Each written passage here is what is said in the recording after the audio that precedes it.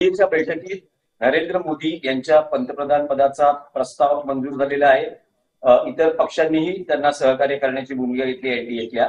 पण तुम्हाला असं वाटतं का की नरेंद्र मोदी यांना पंतप्रधान आरएसएसचा पाठिंबा आहे? माझ्या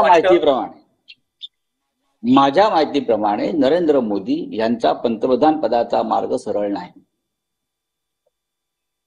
गेल्या 2 निवडणुका 2014-2019 ज्या रुबाबात 56 इंचाची नसलेली छाती पुढे काढून मोदी जात होते ते चित्र तुम्हाला दिसत नाही। मोदींचा चेहरा बघा, मोदींची बॉडी लँग्वेज बघा, मोदींची भाषा पहा। पक्षामध्ये विरोध आहे ही माझी माहिती, संघाचा विरोध आहे। मुळात नरेंद्र मोदी यांचा पराभव झालाय। पराभूत झालेला माणूस प्रधानमंत्री कसा होऊ शकतो? तुमच्या नेतृत्वाखाली भारतीय जनता पक्षाने निवडणूक लढली, तुमच्या नेतृत्वाखाली भारतीय जनता पक्षाचा पराभव झाला, भारतीय जनता पक्षाला बहुमत मिळालं नाही आणि तुम्ही कुबड्यांवर सरकार बनवून विजयाचा जल्लोष करताय। हे काय आहे?